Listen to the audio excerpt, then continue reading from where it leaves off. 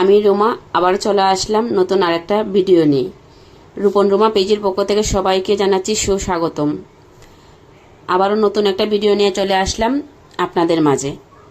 তো এটা হচ্ছে নেত্রকোনার ভিডিও। যখন আমি নেত্রকোনার গিয়েছি তখন পরের দিনের ভিডিও এটা। তো সকাল সকাল আমি ঘুম থেকে উঠে গিয়েছিলাম। সকাল মানে এই 6টা নাগাদ উঠেছিলাম। আসলে নেত্রকোনা যখন আমি যাই তখন সকাল সকালই একটু ঘুমটা ভেঙে যায়। আমি না, শুধু আমার ছেলে মেয়েরা সবাই খুবই খুবই আনন্দ পায় ওরা নেত্রকোনা গেলে, যেহেতু ওরা ঘুরতে পারে, বেড়াতে পারে নির্দ্বিধায়, কোনো বাধা নেই ওদের। এই জন্য ওরা ভীষণ ভীষণ খুশি হয়। আমার দেবশ্রী সোনা আর রাজ সোনা নেত্রকোনা গেলে আর খুশি হয়। আরেকটা জায়গাতে গেলে ওদের মামার বাড়িতে যখন যায় ওরা, তখন ওরা ভীষণ ভীষণ খুশি হয়, কারণ ওইখানে গেলেও কোনো বাধা নিষেধ তাদের নেই। ওই জন্য ওরা ভীষণ ভীষণ খুশি হয়। তো ওইখানে গেলেও তারা সকাল সকাল ঘুম থেকে উঠে যায়। তো সকাল সকাল ঘুম থেকে উঠে বিছানাপত্র সবকিছু আমি ঝেড়ে পরিষ্কার করে নিয়েছিলাম। এরপর এখানে কিছু গোছ কাপড় নিয়েছিলাম প্রিন্টের, আমার দেবশ্রী সোনার জন্য জামা বানাবো, এই জন্য কয়েকটা প্রিন্টের গোছ কাপড় আমি সঙ্গে করে কিনে নিয়েছিলাম, কারণ আমার শাশুড়ি মা সেলাই কাজ জানেন, এই জন্য নিয়ে নিয়েছিলাম। আর এখানে কিছু কাপড় চোপড় আমি বের করে রাখছি ব্যাগ থেকে, কারণ ওরা সবসময় পরবে যে কাপড় চোপড়গুলো, এগুলো ব্যাগ থেকে তো সবসময় খোলা সম্ভব না, এই জন্য আমি ব্যাগ থেকে বের করে বাইরে একটু বের করে রাখছি। আর কিছু জিনিসপত্র আমি কিনেছিলাম।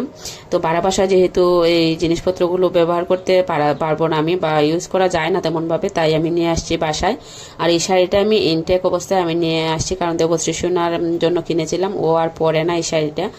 তো ভাবলাম এটা আমি নিয়ে নেই, বাসায় রেখে দিব। আর এই কচ্ছপটা আমি নিয়ে আসছি কারণ আমার বাবা কক্সবাজার যখন গিয়েছিলেন তখন কচ্ছপটা নিয়ে আসছিলেন। তো এই কচ্ছপটা আমার ছেলে মেয়েরা খেলছিল, ভাবলাম যে আচ্ছা এই কচ্ছপটা আমি রেখে দিই।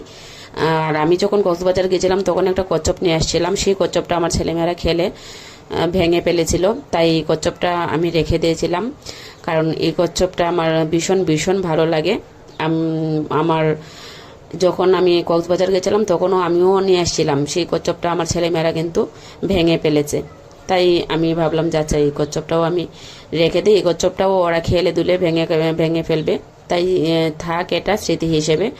এই ছোটো ছোটো কচ্ছপগুলো দেখতে কিন্তু ভীষণ ভীষণ ভালো লাগে। তো এরপর কাপড় চোপড় গুছিয়ে আমি দুপুরবেলা স্নান টান করে নিয়েছিলাম। স্নান টান করে আমি ফ্রেশ হয়ে নিয়েছিলাম। সত্যি কথা বলতে কি, ওইখানে গেলে সব কিছুই ভালো লাগে, কারণ খোলা হাওয়া, খোলা সব কিছু জায়গা ভীষণ ভীষণ ভালো লাগে। এরপর আমি, আমার কাকি শাশুড়ি আর আমার শাশুড়ি, আমার ননদ, আমার হাজব্যান্ড, আমরা সবাই মিলে চলে গিয়েছিলাম বেড়াতে বাইরে বলতে আমার বাসুরের এক ছেলে থাকে নেত্রকোনা বাসা করে, তো ওইখানে আমি বেড়াতে গিয়েছিলাম।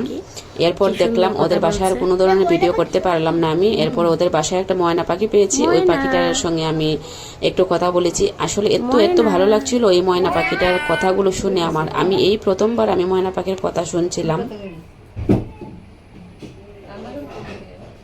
ময়না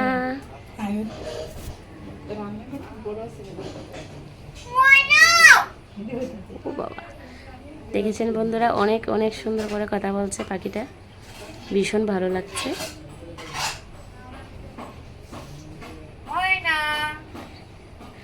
অনেক ভালো লাগছে। তো এরপর ওদের বাসায় আমি আর ভিডিও করিনি। এরপর আমি বের হয়ে গিয়েছিলাম ওদের বাসা থেকে আমাদের বাসার উদ্দেশ্যে। এরপর আমি বললাম যে কিছু কেনাকাটার আমার প্রয়োজন ছিল, তো মার্কেটেও চলে গেছিলাম আমি আর আমার ননদ আর আমার শাশুড়ি আর কাকি শাশুড়ি মা সবাই চলে আসছিলেন বাসায়। ভিডিওটা কেমন হলো বন্ধুরা কমেন্টস করে অবশ্যই জানাবে।